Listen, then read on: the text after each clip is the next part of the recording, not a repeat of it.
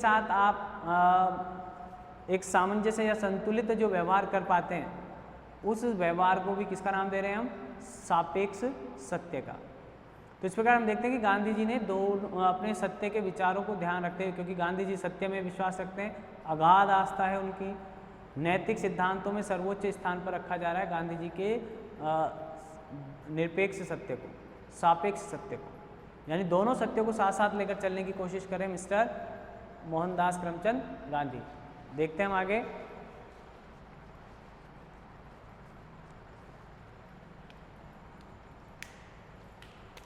गांधी जी का जो सत्य पर जो विचार हैं वो उन्होंने लिए हैं ब्रह्म सत्य जगत मिथ्या जो बात है उस आधार पर।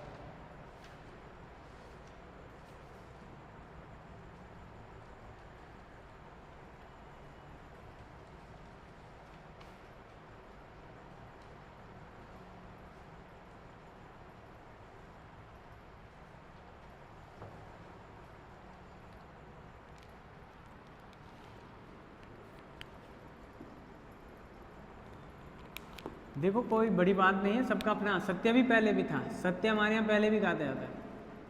हम तो कहते हैं कि ऐसा सत्य मत बोलिए जो कड़वा हो। सत्य और मीठे वचन दुनिया में दुर्लभ है, ऐसे हमारे शास्त्रों में कहा गया। राजा हरिश्चंद्र अपने सत्यवान राजा हरिश्चंद्र कहा गया उनको। तो सत्य भी अहिंसा की तरह भारतीय धर्म ग्रंथों में पहले से ही वर्णित है और उसकी महिमा को भी स्पष्ट तौर से समझाया गया है। लेकिन गांधी जी का जो सत्य है उसकी बात हम कर रहे हैं। गांधी जी का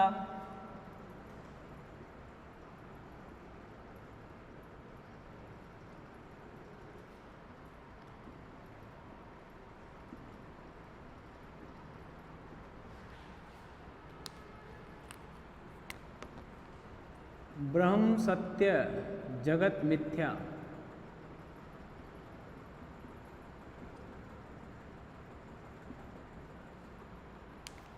अवधारणा पर आधारित है।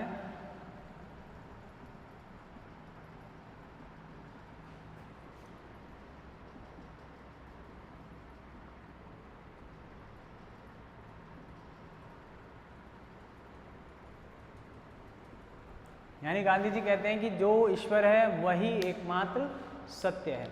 और ये जो आपको दिखाई दे रहे हैं, यानी आंखों से जो दृश्यमान जो चीजें हैं वे नश्वर हैं, वे किसी भी प्रकार से सत्य नहीं हो सकती। लेकिन हमें एकदम से भी उन परिस्थितियों को या उन चीज़ों को नकार नहीं सकते हैं। यानी आपके सामने आपके पेरेंट्स आपको दिखाई दे रहे हैं, आपको सारी चीज़ें जो दिखाई दे रही हैं, क्या वो इतनी एकदम से आप उसको त्याग देंगे? क्या उसको झूठी साबित नहीं हो सकता, उसको झूठा नहीं कहा जा सकता। लेकिन वे ही एकमात्र सत्य हैं या वे ही अंतिम सत्य हैं, ऐसा भी नहीं है। तो गांधी जी ने इस आधार पर ईश्वर को सत्य माना है और जगत को असत्य माना है। तो उन्होंने सत्य का अवलोकन करते समय या सत्य की अवधारणा को स्पष्ट करते हुए उसको दो भागों में बांटा है। देखें आप उसको।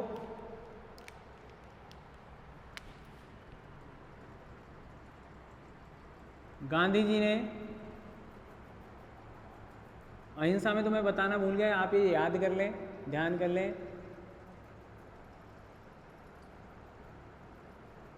2 अक्टूबर को अंतर्राष्ट्रीय अहिंसा दिवस के रूप में मनाते हैं। ये ध्यान कर लें आप। अहिंसा में आप लिखेंगे तो आपको जानकारी रहेगी। सेलिब्रेट करते हैं, यूएनओ के द्वारा ये घोषित किया गया था।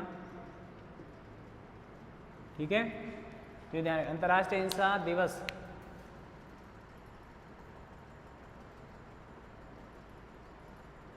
गांधी जी का जन्म दिवस जो है उसको यूएनओ के द्वारा अहिंसा दिवस के रूप में मनाया जाता है अंतर्राष्ट्रीय स्तर पर। आगे चलें आप। गांधी जी ने सत्य के 2 स्वरूपों का वर्णन किया।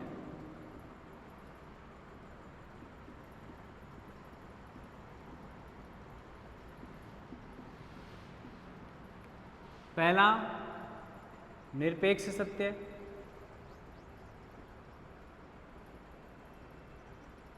और दूसरा है सापेक्ष सत्य। हालांकि थोड़ा इंट्रो मैंने आपको पहले दे दिया है।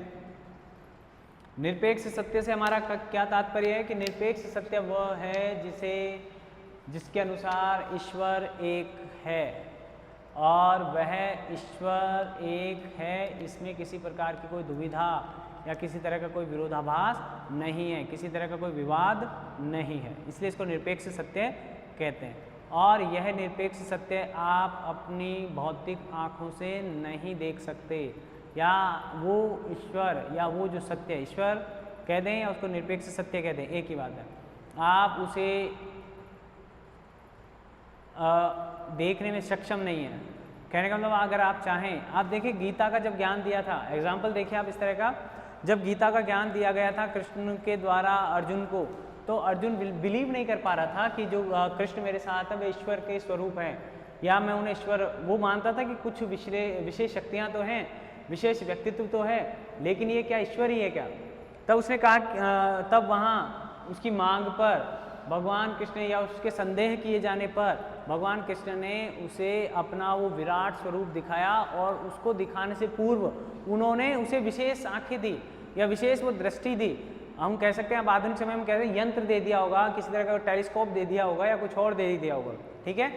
अगर वो उस को वह सुविधा उपलब्ध नहीं करवाते तो वह उन्हें उसी रूप में, कृष्ण के रूप में, अपने मित्र के रूप में देखता रहता, साथ रहते हुए उसको ये अनुभूति नहीं हो रही थी। जब उसको वो दृश्य दिखाया गया या उस दृष्टिकोण से ईश्वर उसके सामने आए या उस प्रकार से ईश्वर ने अपना विराट स्वरूप उसके समक्ष प्रस्तुत किया, उससे पूर्व उन्होंने से जो विशेष सुविधाएं दी, उसके आधार पर अर्जुन ने जाना कि ये व्यक्ति कोई साधारण व्यक्ति नहीं है, और फिर ऐसा भी कर दिया कि वो चीज़ें उसकी मेमोरी में नहीं रही।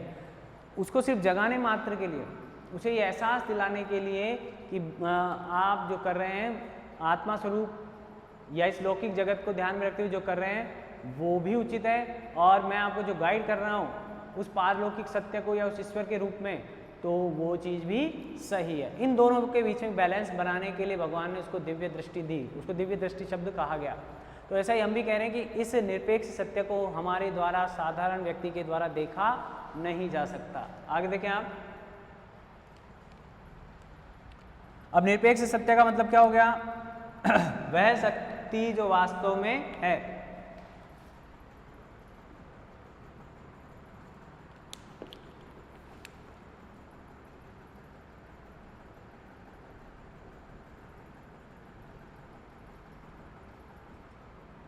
वह वास्तविक सत्ता या वह सत्ता जो वास्तविक रूप से, वह वास्तविक सत्ता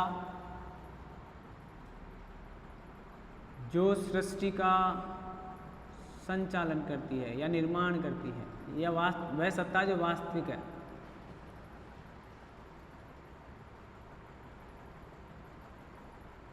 अर्थात परमात्मा, अर्थात कौन? वो ईश्वर, अर्थात परमात्मा ही वास्तविक सत्ता है, निरपेक्ष सत्य है,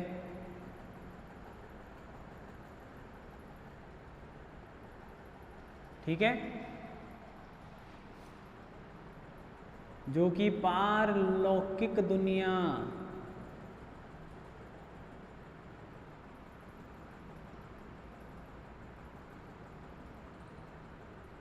आज तो हम उसके अस्तित्व को स्वीकार ही नहीं करते हैं, पारलौकिक जगत से संबंधित है, ऐसा लिखें।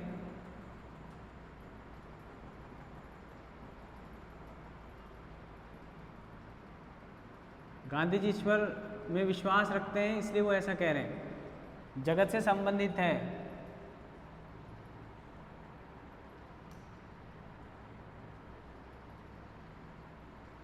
इन्हें साधारण मनुष्य के द्वारा नहीं देखा समझा जा सका, इन्हें साधारण मनुष्य के द्वारा समझा या देखा नहीं जा सकता।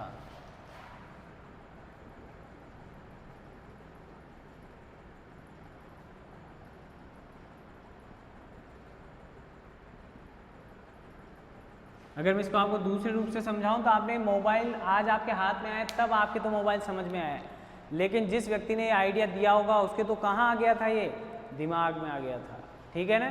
तब तक ये नहीं आता तो आप बिलीव करते क्या कि कोई ऐसा मोबाइल फ़ोन भी आएगा जिसको प्रयोग करके हम बातें कर सकेंगे, वीडियो कॉल की जा सकेगी, चैटिंग की जा सकेगी। तब तक जब तक ये वस्तु आपके हाथ में नहीं आई थी बिलीव करना पॉसिबल नहीं था। हालांकि ये भी भौतिक संसाधन से निर्मित है, भौतिक आइडियाज़ हैं, आप उसको सापेक्ष सत्य में भी रख सकते हैं, लेकिन जब तक वो आपके हाथ में नहीं आया था तब तक आप उसको क्या मानते हैं, ऐसा पॉसिबल नहीं है। लेकिन ये विचार जो था, इस विचार जब ये वास्तविक रूप में आया तब आपने इस पर विश्वास किया। तो ऐसे ईश्वर भी क्या है भी हमको दिखाई नहीं देता, इसका मतलब ये नहीं कि ईश्वर का अस्तित्व नहीं है, ऐसा गांधी जी कह रहे हैं, ठीक है। मैं नहीं कह रहा हूँ, कई लोग हो सकते हैं नहीं मानते हो या कुछ लोग मेरे से प्रूफ मांगने लगे, ऐसा नहीं करना है आपको। गांधी जी के अनुसार ईश्वर का अस्तित्व है और वो ईश्वर एकमात्र सत्ता है या ईश्वर एक ही है। ईश्वर में किसी तरह का कोई वर्गीकरण या डिवाइडेशन नहीं है, यानी इस बात पर किसी प्रकार का कोई विरोध नहीं है, कोई विवाद नहीं है, इसलिए उसे निरपेक्ष सत्य के रूप में गांधी जी के द्वारा वर्णित किया गया है।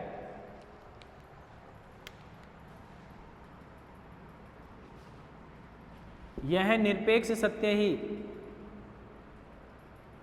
कौन सा सत्य है कि ईश्वर एक है, यह निरपेक्ष सत्य ही सर्वशक्तिमान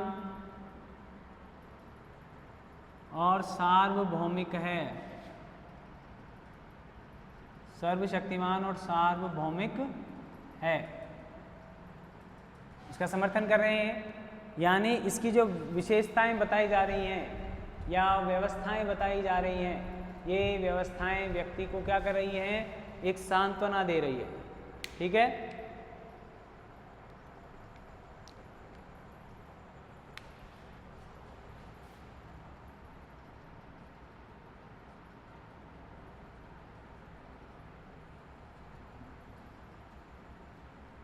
सामान्य रूप से जिसे हम परमात्मा कहते हैं,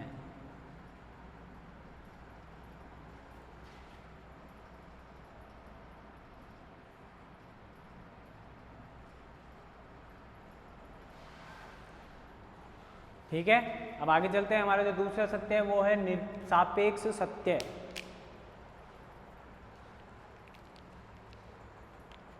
सापेक्ष सत्य, निरपेक्ष सत्य मतलब ईश्वर और एकमात्र ईश्वर।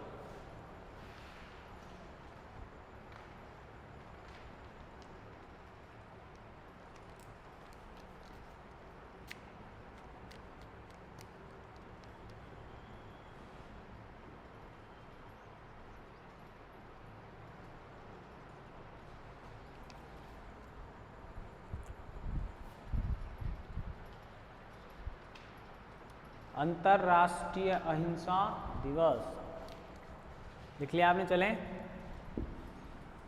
कोई बड़ी बात नहीं है। आप आंखों से देख ही नहीं सकते तो आप उसको पढ़ेंगे कैसे, ठीक है ना। आप उसको, जिसको जान नहीं सकते उसको किस तरह से आप डिस्क्राइब करेंगे, ये सोचने वाली बात है। ऐसा मैं नहीं कह रहा हूँ, मैं आपको बता रहा हूँ कि कई विचार ऐसे होते हैं जिनको पालना प्रत्यक्ष रूप से दिखाई देने के बाद भी वो सामने आते हैं। अब सापेक्ष सत्य, सापेक्ष सत्य का अर्थ देखिए आप। एक तो इसको क्या कहते हैं, कई बार आत्मा की आवाज़, क्या कहते हैं कुछ लोग, आत्मा की आवाज़।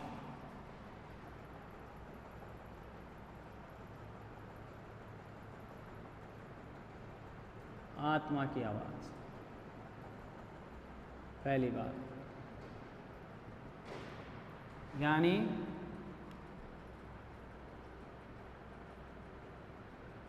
हमेशा तो सुनते नहीं हैं हम उसकी आवाज़, किसी परिस्थिति विशेष में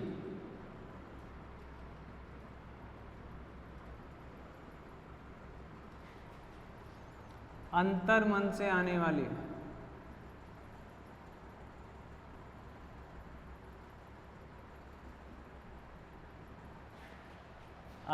आवाज़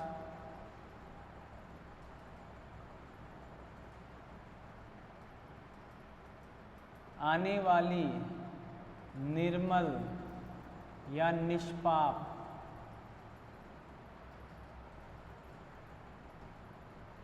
गांधी जी कह रहे हैं तो हमको ये भी जोड़ना पड़ेगा, निर्मल और निष्पाप आवाज को ही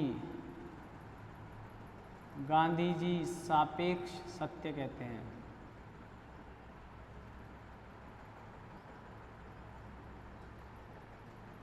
अभी मैंने पहले बताया था परमात्मा, मैंने पहले ही बताया आपको, वो परमात्मा तो क्या है, एक ही है, इसलिए वो निरपेक्ष सत्य है, उस पर किसी तरह का कोई विवाद नहीं है। अब आत्माएं कई होती हैं, सापेक्ष सत्य कहते हैं।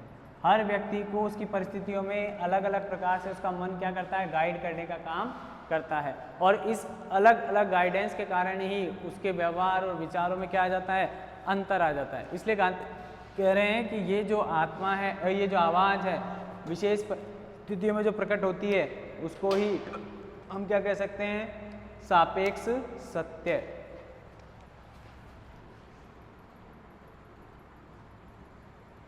सापेक्ष सत्य निरपेक्ष सत्य को पाने का एक माध्यम है।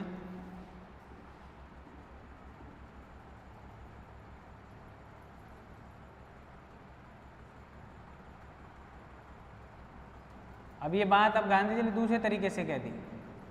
हमारे मनु ने क्या कहा था, मोक्ष कहा, और मोक्ष कहा तो उसने क्या कहा कि आप अपने चारों आश्रम धर्मों का पालन करते हुए किसको पा सकते हैं, मोक्ष को प्राप्त कर सकते हैं। तो ऐसे ये भी कह रहे हैं कि आप अपने सापेक्ष सत्य जो होंगे, यानी आप अपनी अंतरात्मा की आवाज़ को जब सुनेंगे, उसके अनुसार आचरण करेंगे, व्यवहार करेंगे, तो आप उस एक निरपेक्ष ईश्वर यानी परमात्मा को प्राप्त कर लेंगे। ठीक है, आगे देखें आप, साधन है तो दूसरी बात देखें आप, इन दोनों सत्यों में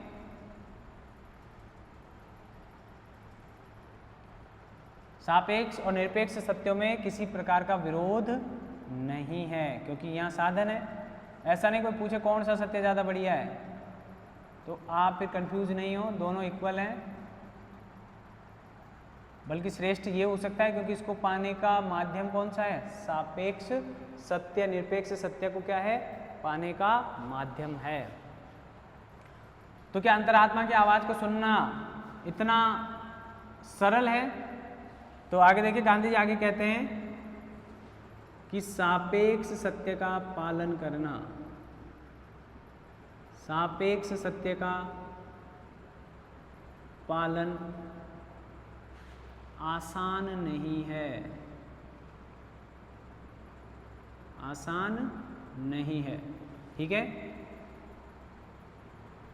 इसे प्राप्त करने या इसका पालन करने के लिए, क्योंकि हम भी तो कई बार हमारी अंतरात्मा कहती है ना कि आप ऐसा नहीं करें, ये गलत है या ये सही है। जब सही को भी कई बार हम छोड़ देते हैं और कई बार हमारी अंतरात्मा कहती है कि ये गलत है, तो उस चीज़ का हम पालन कर देते हैं, गलत होते हुए भी हम उस चीज़ को कर देते हैं।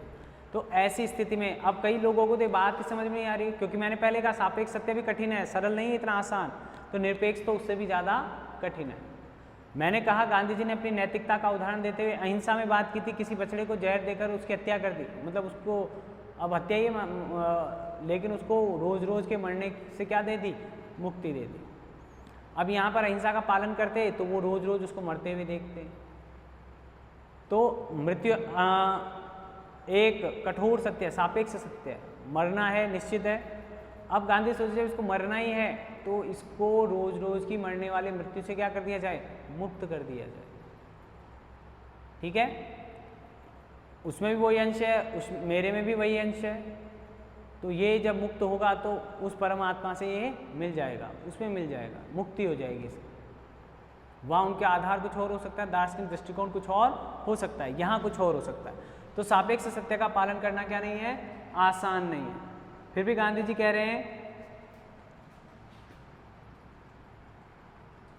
इसके लिए साहस, पवित्रता व दृढ़ता आवश्यक गुण हैं, जैसे कि गांधी जी में थे, तथा प्रेम से भी इस सत्य को प्राप्त किया जा सकता है।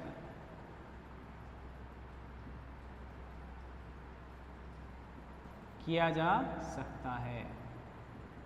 आपसे गांधी जी के इन्हीं बारों भी पूछा गया, सत्य के बारे में गांधी जी का विचार है, या गांधी जी के अनुसार सापेक्ष या निरपेक्ष सत्य क्या होता है, तो ऐसे पूछा जा सकता है। ठीक है ना। तो ध्यान रखें, हमने इस बात पर चर्चा की, कंप्लीट हुआ ये। आप स्वयं को शून्य मान रहे हैं तो भी आप क्या करेंगे,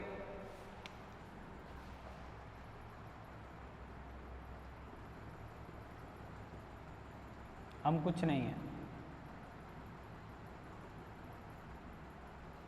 अहंकार का समावेश न करके उसको समाप्त करना।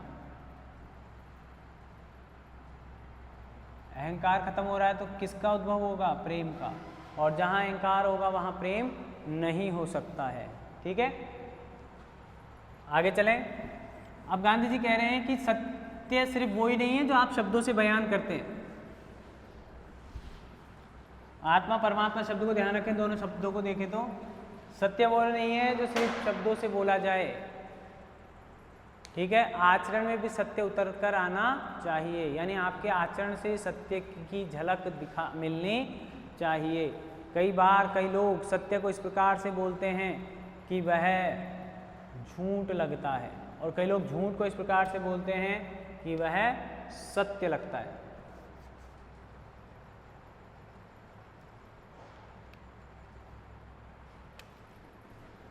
अभी दोनों के लिए केवल मात्र असत्य न बोलना या सत्य बोलना ही पर्याप्त नहीं है। केवल मात्र सत्य बोलना ही पर्याप्त नहीं है। मन, आचरण व वचन तीनों से सत्य का पालन किया जाना चाहिए। तीनों से सत्य का पालन किया जाना चाहिए। और इसके लिए मैंने बताया आपको मन की पवित्रता, ये मन आचरण की शुद्धता, आचरण की शुद्धता,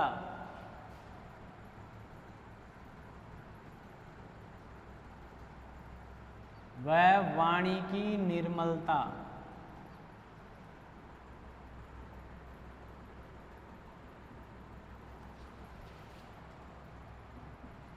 द्वारा प्रमाणित होते हैं।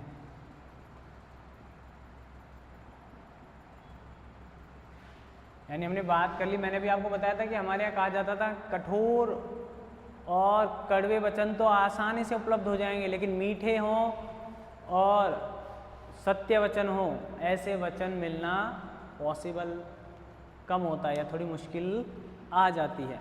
तो गांधी जी कहते हैं कि इस प्रकार के सत्य को प्राप्त करने के लिए या सत्य बोलने के लिए मन की पवित्रता हो, आचरण की शुद्धता और वचन की निर्मलता या मिठास होनी चाहिए, तो ही वह व्यक्ति अपने आप को उच्च नहीं समझेगा और किसी अन्य को हीन नहीं समझेगा। जब इस तरह का आचरण करेगा तो व्यक्ति के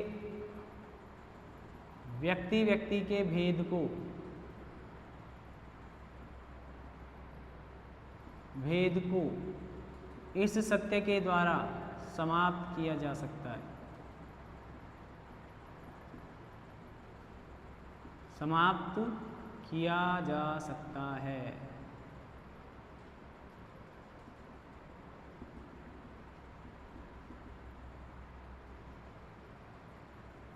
ऐसा गांधी जी मानते हैं। ऐसा इस सत्य का महत्व है, या आपके आचरण का इस प्रकार से महत्व बताया गया है, सत्यपरायण जो आचरण आप करेंगे।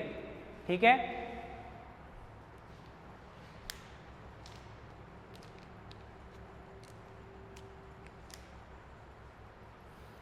ये गांधी जी के सत्य संबंधी विचार हुए। गांधी जी सत्य को महत्व देते हैं, लेकिन गांधी जी ने कभी भी ऐसा नहीं कहा कि सत्य बात कठोरता के साथ की जानी चाहिए।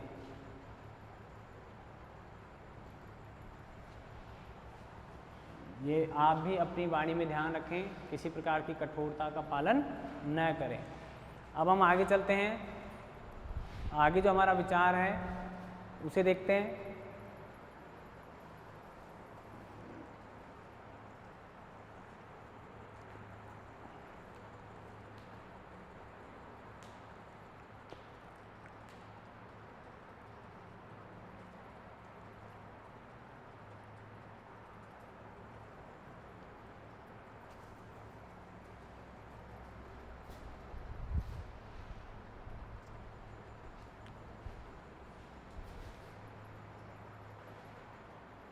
हम बात करेंगे सत्याग्रह की। सत्याग्रह भी एक इम्पोर्टेंट विषय है जिसके अंतर्गत गांधी जी ने नमक सत्याग्रह प्रारंभ किया था।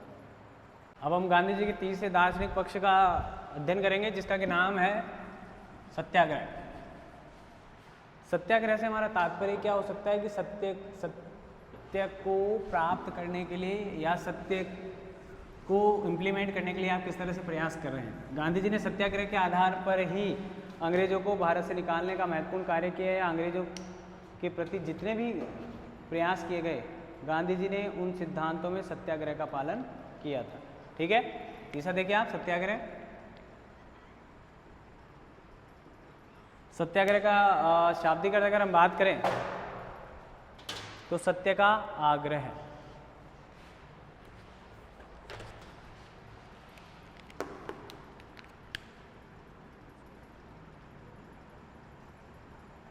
सत्य का आग्रह करना, ठीक है। और इसका जो दार्शनिक अर्थ है जो गांधी जी के अनुसार है, वो ये कह रहे हैं कि अपने विरोधियों को दुखी किए बिना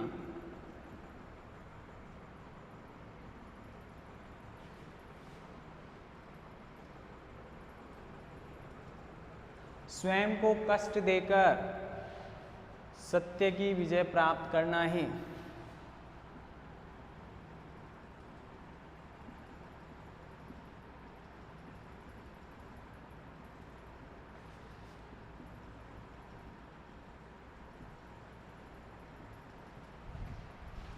सत्य की विजय प्राप्त करना ही सत्याग्रह है।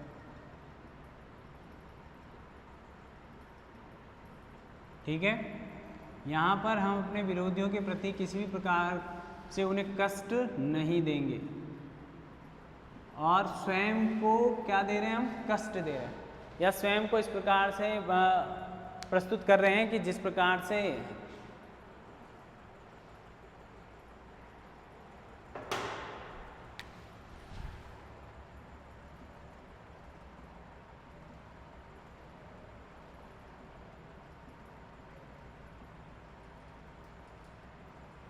अपने आप को कष्ट देकर क्या करना, सत्य की जीत सुनिश्चित करना या कष्ट देकर विजय प्राप्त करना ही क्या कहलाएगा, सत्याग्रह कहलाएगा।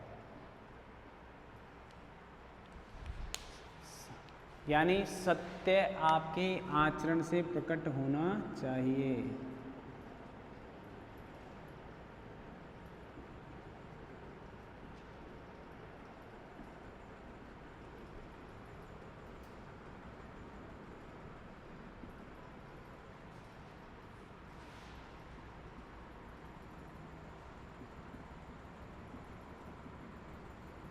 ठीक है, आप क्या कर रहे हैं, आप इस तरह का आचरण कर रहे हैं जिससे कि व्यक्ति को उनका व्यवहार बदलने के लिए आप मजबूर कर पा रहे हैं। यानी व्यक्ति जो कि या जिसकी नीतियों का आप विरोध करना चाहते हैं, उसकी नीतियों का या उस सत्य को या उस आवश्यक तत्व को या उस परिवर्तन को जो कि उस समाज या उस राष्ट्र के लिए आवश्यक है, लेकिन आप किसी सैनिक या भौतिक बल का प्रयोग किए बिना उसके व्यवहार में परिवर्तन लाना, उसको कष्ट दिए बिना अपने आप को कष्ट देकर उसके व्यवहार में परिवर्तन लेकर आना ही क्या कहलाएगा, सत्याग्रह कहलाना।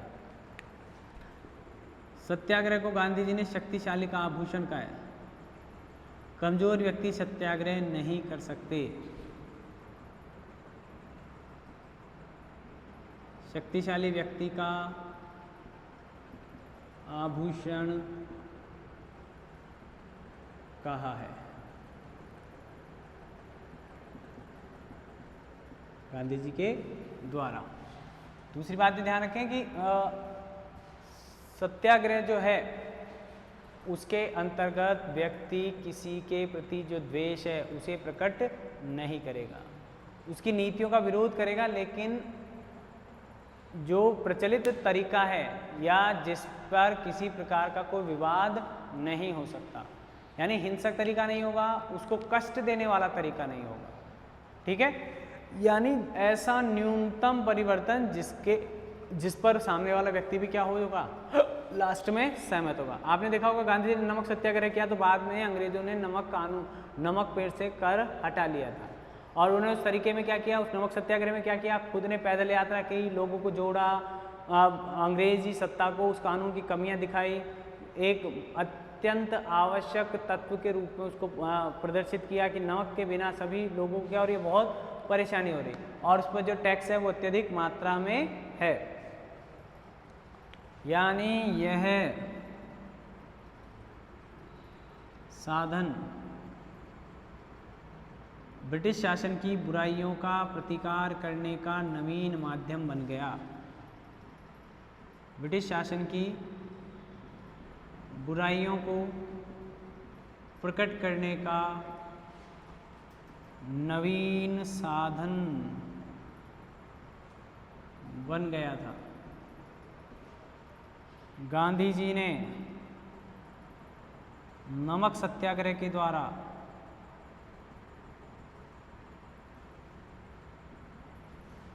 ब्रिटिश सत्ता की नीतियों में परिवर्तन किया।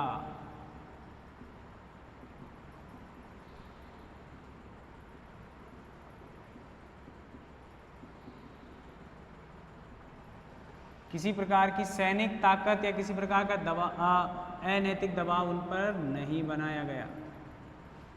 आगे देखें, आप देख ले फटाफट। दूसरों को कष्ट न देकर स्वयं को कष्ट देना, और स्वयं को कष्ट देकर दूसरों की विचारधारा में क्या लेकर आना, परिवर्तन लाना, यही क्या कहलाता है, सत्याग्रह। यानी जो बात आवश्यक है, सत्य है, उसको बार बार सामने वाले से निवेदन करना, उसको प्रदान किए जाने की मांग करना, उस सत्य के अनुसार आचरण करना। आगे देखें, सत्याग्रही के गुण क्या होते हैं। सत्याग्रही के गुण, एक तो क्या हो वो, आप देखें, निर्भय हो, निर्भयता, ब्रह्मचर्य, अपरिग्रह, अहिंसा, असहयोग, सविनय अवज्ञा। ठीक है, ये तो उसके तरीके हैं। मैं अपरिग्रह, दया, करुणा, प्रेम में आस्था रखने वाला व्यक्ति होना चाहिए। और देखें आप, शारीरिक श्रम, जिसको कायिक श्रम भी कहते हैं, अस्वादु, यानी चटोरा नहीं होना चाहिए।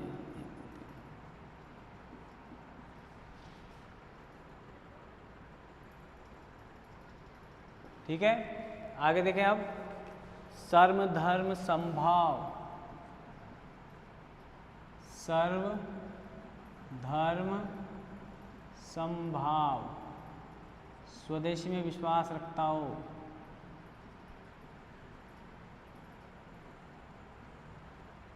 ये इस तरह के गुण हैं जो किसके अंतर्गत होने चाहिए, एक सत्याग्रही के अंदर इन गुणों का होना अत्यंत आवश्यक माना जाता है। हेलो हेलो हेलो, हैं? हाँ, 1 मिनट में आ रहा है, मैं कॉलेज में रुक जा, अभी बाद में करना, थोड़ी देर बाद, है ना। हाँ, क्या क्या क्या क्या जो यहाँ पर, हाँ है ना है ना है ना है। किसका एडमिशन करवाएगा?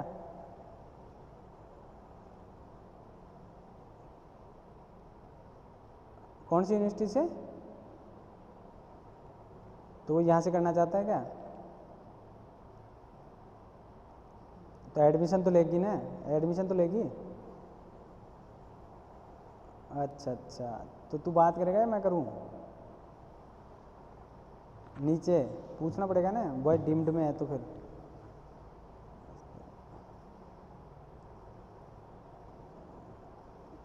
एमए की मैं तो पूछ नहीं, जरूरत तो पड़ी नहीं कभी। वे तो फर्स्ट ईयर की है वैसे तो।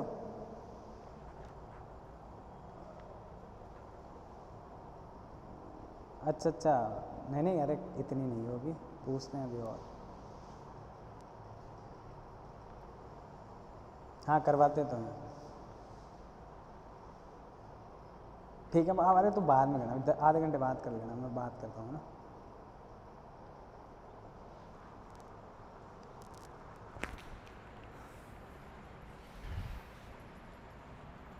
अस्तेय,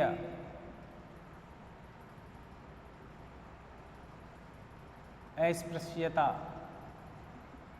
और सत्य, ये कुल कितने हो गए?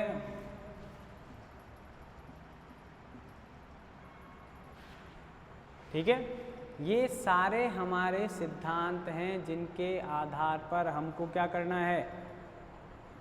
पालन करना है। ये गुण होने चाहिए आप में, ठीक है। इसको हटा दें आप, 11 हैं टोटल।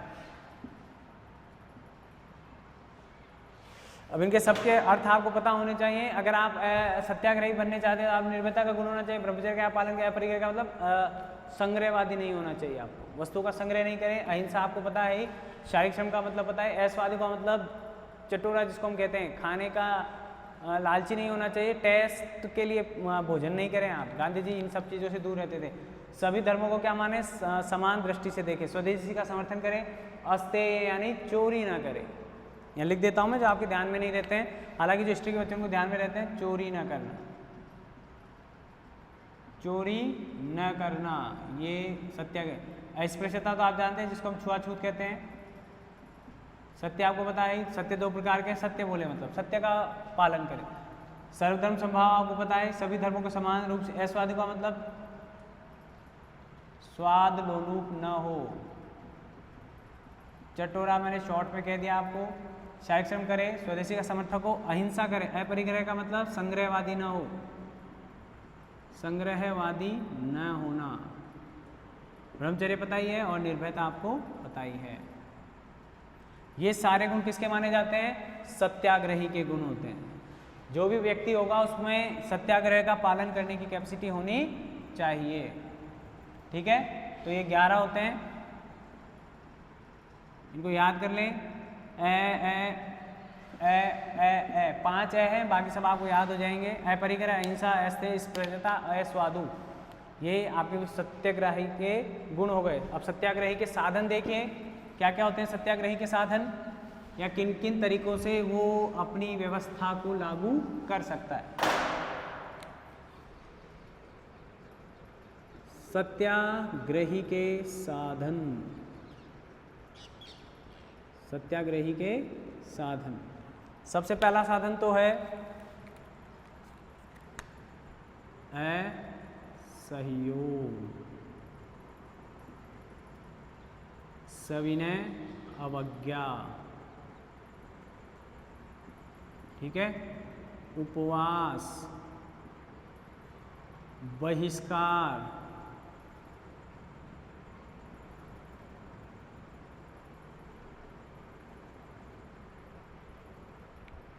ये मुख्य हमारे काम है। इसके अलावा और भी हो सकते हैं, बॉयकॉट करना बहिष्कार में आता है, उपवास करना और सविनय अवज्ञा करना, असहयोग आंदोलन करना, ये भी था।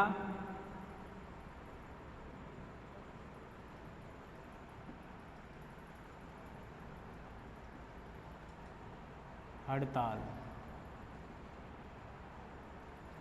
हिजरत, हड़ताल, बहिष्कार, उपवास, ये मेन साधन है जिनके द्वारा कोई भी सत्याग्रही सरकार की गलत नीतियों का क्या कर सकता है, विरोध कर सकता है। तो आपके ध्यान में ये होने चाहिए, ठीक है।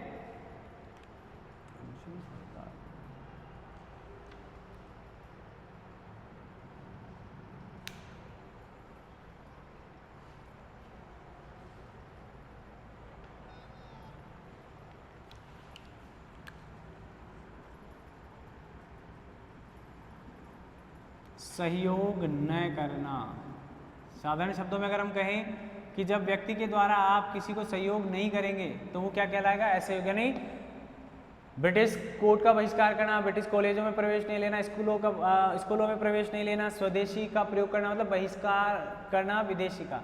यानी यहाँ पर आप ब्रिटिश सरकार के साथ सहयोग नहीं करें, न प्रशासन में, न राजनीति में, न धार्मिक क्षेत्र में, किसी भी आर्थिक क्षेत्र में कर नहीं दे रहे हैं। मतलब इस तरह की व्यवस्थाएं करना जिसके आधार पर इनकी व्यवस्था क्या हो जाए, पंगु हो जाए, या उस व्यवस्था को चलाने में अंग्रेजी सरकार को क्या हो, दिक्कतें हो। सविनय अवज्ञा का मतलब आपको पता है, सविनय अवज्ञा का मतलब हो गया किसी भी बने हुए कानून का क्या करना, जैसे कि मैंने बताया था नमक कानून में, नमक कानून का उल्लंघन किया गया, सरकार ने कहा नमक नहीं बनाएंगे, सरकार बनाएगी, लेकिन गांधी जी ने स्वयं ने क्या बना दिया, नमक बना दिया, यानी कानून को तोड़ना या सरकारी कानून की पालना न करना, सरकारी कानून की पालना न किया जाना। वहां किसी कानून को नहीं तोड़ रहे हैं, बस सहयोग नहीं कर रहे थे। उपवास अनशन आपको पता है, मैंने कहा गांधी जी ने दंगों के फलस्वरूप क्या कर लिया, उपवास कर लिया। सांप्रदायिक पंचायत के फलस्वरूप क्या किया, उपवास किया, ठीक है। आमरण अनशन भी हो सकता है इसके अंतर्गत। भोजन अन्न जल क्या कर देना, त्याग कर देना, दबाव बनाने के लिए। बहिष्कार जानते हैं आप, विदेशी वस्तुओं का प्रयोग न करना,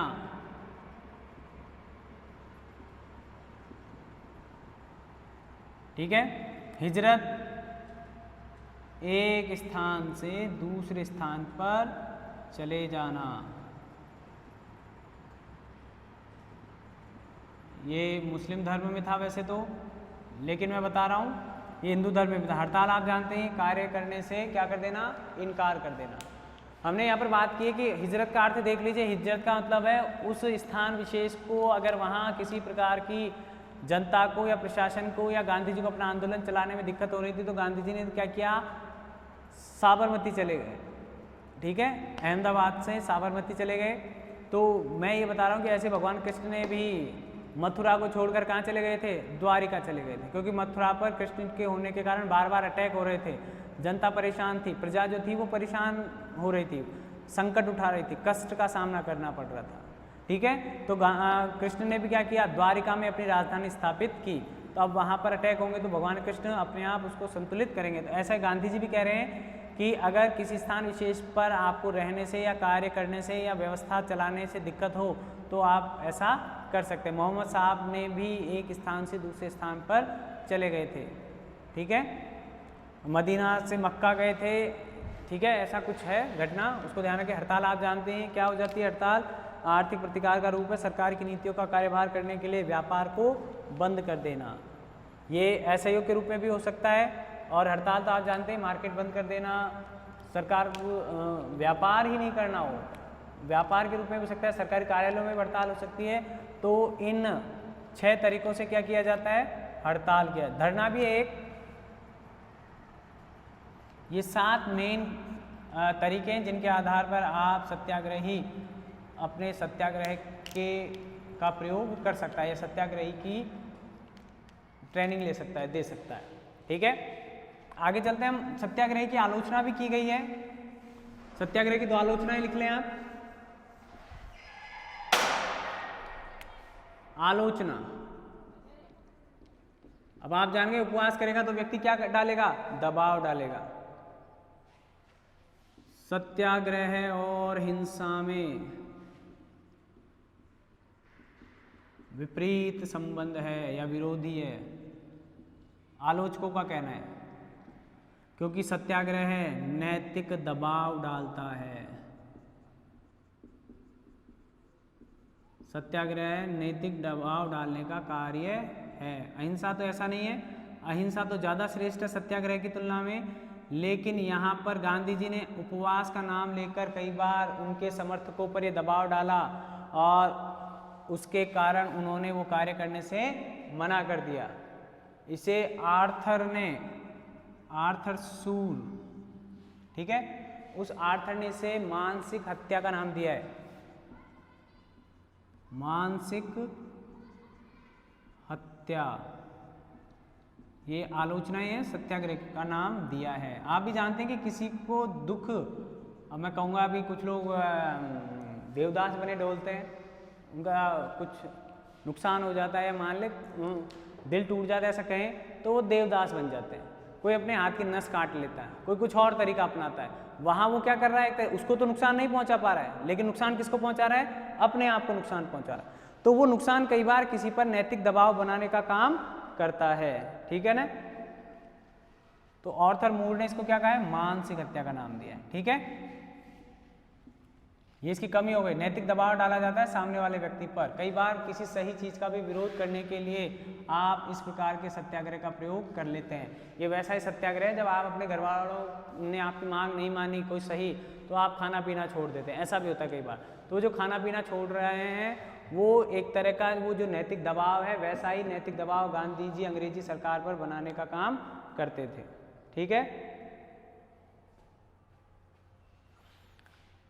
सत्याग्रह सभी परिस्थितियों में प्रभावी नहीं हो सकता।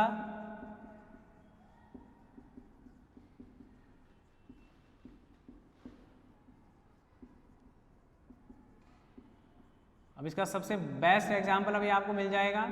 जब पहली बार अन्ना हजारे बैठे थे अनशन पर, तो बड़ी पब्लिक इकट्ठी हुई थी, ठीक है। लेकिन जब अन्ना हजारे सेकंड टाइम बैठ रहे हैं,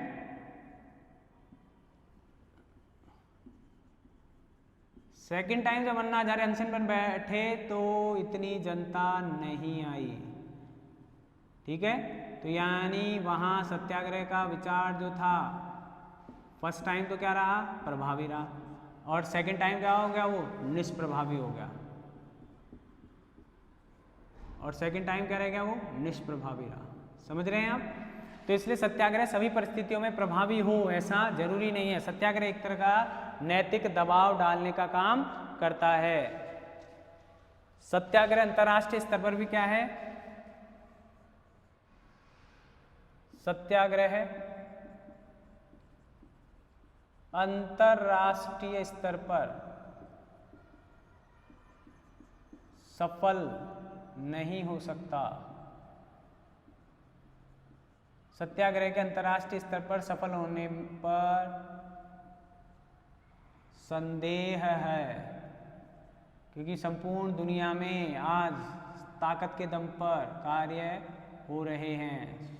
सैनिक सत्ता या सैनिक शक्ति का प्रभाव ज़्यादा हो रहा है। ये आलोचनाएं हैं इसकी। सत्याग्रह के साधन, सत्याग्रह के गुण और सत्याग्रह का अर्थ मैंने आपको बता दिया है। ये इसकी आलोचनाएं हैं। निष्क्रिय प्रतिरोध में इसमें अंतर पूछ लिया जाता है कई बार।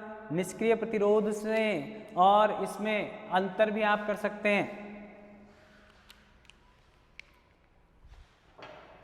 ये देख लीजिए आप, ये सत्याग्रह की आलोचनाएं हैं।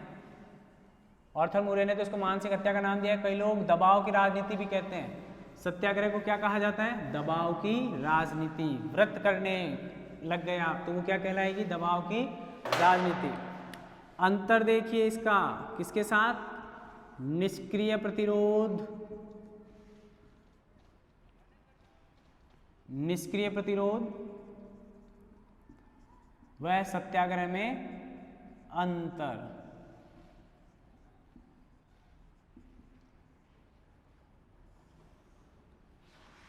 इसमें देखें आप,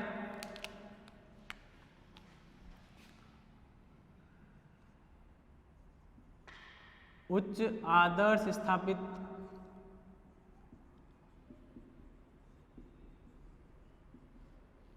किए जाते हैं।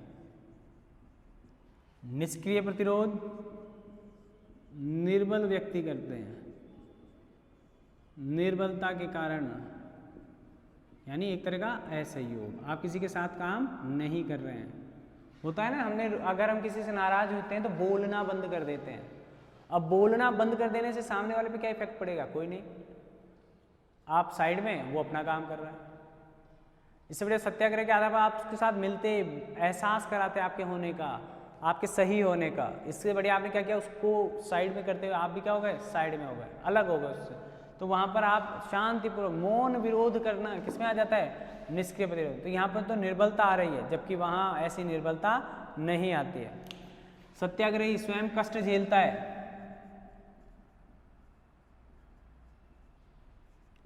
सत्याग्रही क्या करता है, स्वयं कष्ट झेलता है, जबकि निष्क्रिय प्रतिरोध में ऐसा नहीं होता।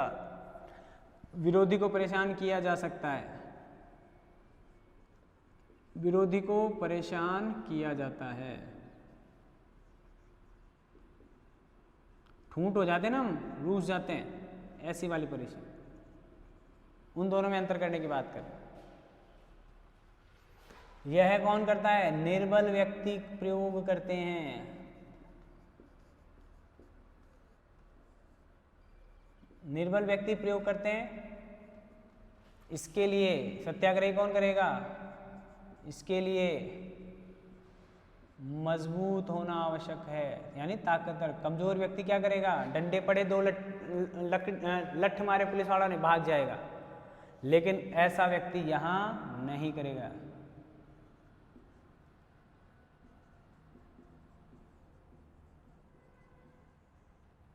मजबूत व्यक्ति ही क्या करेगा, सत्याग्रह का पालन करेगा। निष्क्रिय प्रतिरोध किसी लालच के आधार पर भी टूट जाते हैं। कोई लालच दिया जाएगा तो उस लालच के आगे वो व्यक्ति क्या करेगा, इस प्रकार की नीति को पालन करने से रोक देगा।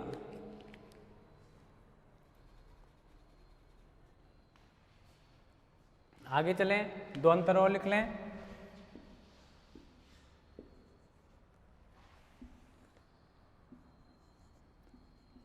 सत्याग्रह प्रेम आधारित है, प्रेम आधारित है, ठीक है। सत्याग्रह रचनात्मक होता है। अभी आपने इसके साधन देखे 7, गुण देखे 11, तो ये कोई आसान चीज नहीं है। अब वहीं निष्क्रिय प्रतिरोध घृणा पर आधारित भी हो सकता है।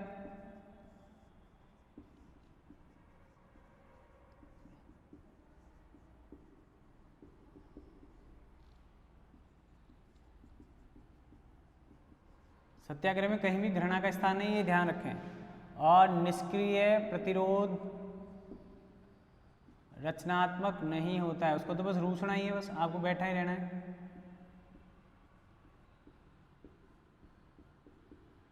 अगर हम कहते हैं पेन डाउन जो स्ट्राइक होती है, उस पेन डाउन स्ट्राइक में क्या कर रहे होते हैं, आप अपने सिद्धांतों को या आपका जो दायित्व है आप उसका पालन नहीं कर रहे होते हैं। तो बस आपको वहाँ काम नहीं करना है, और कुछ करने के लिए नहीं कह रहा है। जबकि सत्याग्रह में मैंने अभी बताया 7 प्रकार के कार्य हैं या 7 प्रकार के साधन हैं जिनका प्रयोग किया जा सकता है। इस प्रकार हम देखते हैं कि सत्याग्रह अपने आप में एक बहुत बड़ा विचार है, और उसके द्वारा गांधी जी ने राजनीतिक स्तर पर या राष्ट्रीय स्तर पर कई राजनीतिक लक्ष्यों को या उद्देश्यों को प्राप्त करने का प्रयास किया था। तो आपका प्रश्न आ जाता है कई बार 150 शब्दों के अंतर्गत सत्याग्रह और अहिंसा के संदर्भ में, तो आप इसको ध्यान से देखें, ठीक है। फिर मिलते हैं अगले वीडियो में साधन साध्य को लेकर और सामाजिक विचारों को लेकर। तब तक के लिए इनको ध्यानपूर्वक पढ़ें, आप कोशिश करें। आसान चीज़ें नहीं आती हैं लाइफ में, चीज़ों को आसान बनाना पड़ता है। तो आप इन दोनों के अंतर को देखें। सत्याग्रह के साधन, सत्याग्रह पे एक प्रश्न आएगा, नहीं तो ये बड़े प्रश्नों में आपके उत्तर को और अच्छा करने का प्रयास करेगा, ठीक है। तब तक के लिए देखते हैं। मैंने आपको जो आज जो चीज़ें बताई जिस तरीके, उनमें से एक भी चीज़ ऐसी नहीं है जो अनावश्यक हो। उन पर प्रश्न बनने के चांस होते हैं और प्रश्न बनते भी हैं आगे, ठीक है। सत्याग्रह का अर्थ देखें, इनके अर्थ पता होने चाहिए। सत्य क्या होता है, अहिंसा क्या होती है, सत्याग्रह क्या होता है, इनके प्रकार देखें और उन प्रकारों का वर्गीकरण करके आप एक आउटलाइन तैयार करें और उस आउटलाइन को तैयार करने के बाद अपना उत्तर पूरा करें।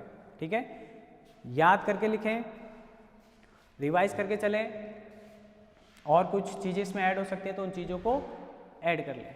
ठीक है,